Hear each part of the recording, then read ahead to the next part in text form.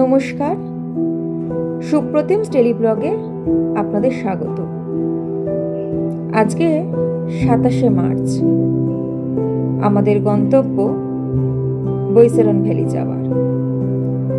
যদিও আমি যখন ভিডিওটা লোড করছি সেদিন বৈশরণ ভ্যালিতে ঘটে যাওয়া মর্মান্তিক ঘটনায় আমিও সবার মতন শোকাহত। অথচ এই বৈশরণ ভ্যালি দেখার জন্য আমরা ট্যুরিস্টরা বসে থাকি যে কাশ্মীর গেলে বৈশরণ যেতেই হবে। আজকে এই ব্লগটা বলতেও আমার খুব কষ্ট হচ্ছে, কারণ আমরা যে বৈশরণ ভ্যালির সৌন্দর্য উপভোগ করে এসেছি, আর আজকের যা পরিস্থিতি, তার রূপের কাছেই কিন্তু পরিবেশ আর পরিস্থিতি দুটোই বদলে গেছে।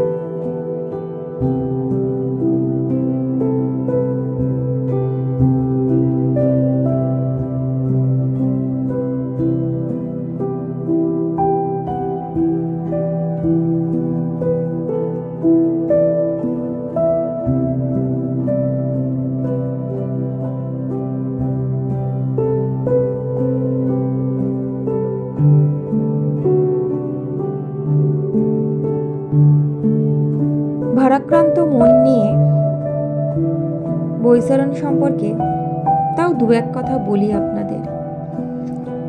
বৈশরণ ভ্যালি হলো জম্মু কাশ্মীরের অনন্তনাগ জেলার পেহেলগাঁও শহর থেকে প্রায় ৫ কিলোমিটার দূরে অবস্থিত। এটি অপূর্ব সৌন্দর্যে ভরা এক প্রাকৃতিক উপত্যকা। একে মিনি সুইজারল্যান্ড বলে সবাই। এটি সবুজ পাহাড়, খোলা ঘাসের মাঠ আর পাইন গাছের ঘন জঙ্গলে ঘেরা।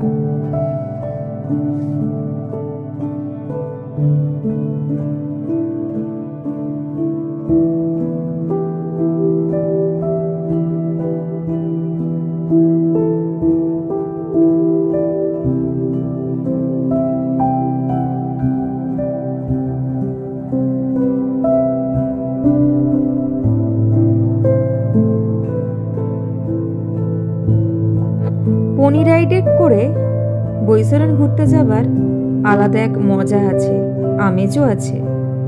রাস্তাটা একটু দুর্গম, একটু না ভালোই দুর্গম। কিছু কিছু সময় মনে হয়েছিল রাস্তা তো নেই, ঘোড়া যাবে কোথা দিয়ে। পনিগুলোকে ওরা ঠিক সাবধানে নিয়ে যাচ্ছিল, কিন্তু রাস্তাটা প্রচণ্ডই দুর্গম। এটি হান্টিং স্পট। এই স্পটটাই আমাদের অল্প সময়ের জন্য দেখতে দিয়েছিল, আর এই সেই সবুজ ঘেরা ঘাসের মাঠ।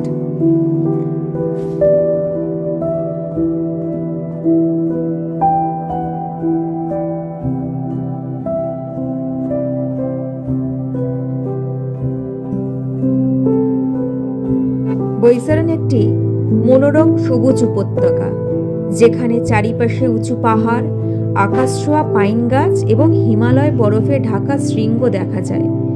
এখানকার পরিবেশ একেবারে শান্ত, নির্মল এবং মনকে প্রফুল্ল করে তোলে।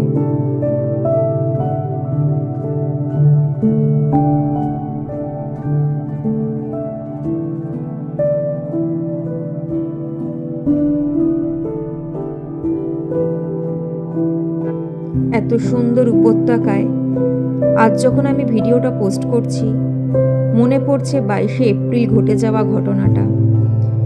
আমরা কোনোদিন ভাবতে পারিনি 1 মাস ঘুরে আসা স্থানটিতে আজ এই মর্মান্তিক ঘটনা ঘটবে।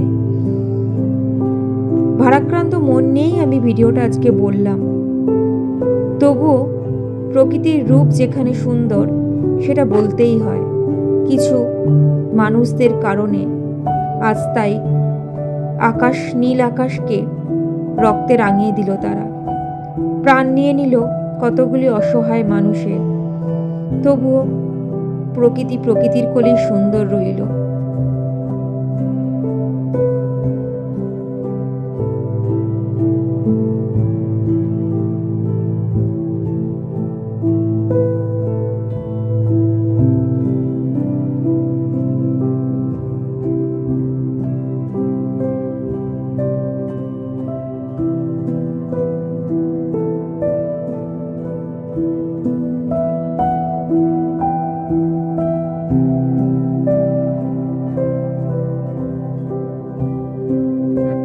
এটি এক নির্জন শান্ত জায়গা, যেখানে প্রকৃতির সাথে সময় কাটাতে সবারই বেশ ভালো লাগছিল।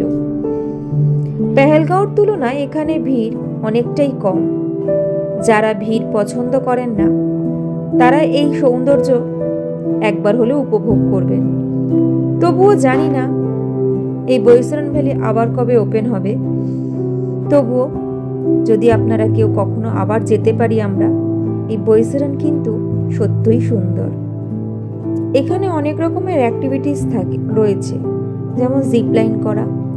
যদিও আমরা কোনো অ্যাক্টিভিটিস করিনি, আমরা শুধু প্রকৃতিটাকেই দেখেছি। আর এখানে প্রচুর খাবার স্টল আছে, চা, ম্যাগি। প্রকৃতিকে পিছনে ফেলে তার থেকে নেওয়া রসটাকে সাথে করে আমরা এবার নিচে নেমে আসছি। এবার আমরা হোটেলে একটুখানি ফ্রেশ হয়ে তারপর যাব শ্রীনগর।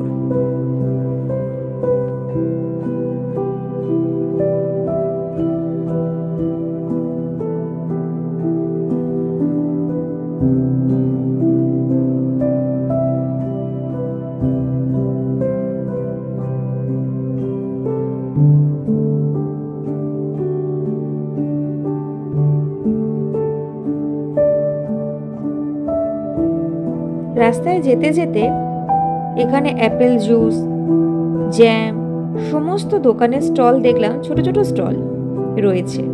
আমরা সবাই একটু জুস খেলাম, জ্যাম কিনলাম। এখানকার লোকেরা অত্যন্ত ভালো, এরা এই করেই তাদের সংসার চালায়। এখানে অ্যাপেল জুসের প্রাইস 50 টাকারও গ্লাস ছিল, 100 টাকারও ছিল। আমরা ছোট 50 টাকার গ্লাসটাই খেয়ে দেখেছিলাম। আজকের ব্লগটি আমি এখানেই শেষ করলাম। যদি ব্লগটি আপনাদের ভালো লেগে থাকে তাহলে প্লিজ লাইক, শেয়ার, সাবস্ক্রাইব করে দেবেন। ধন্যবাদ।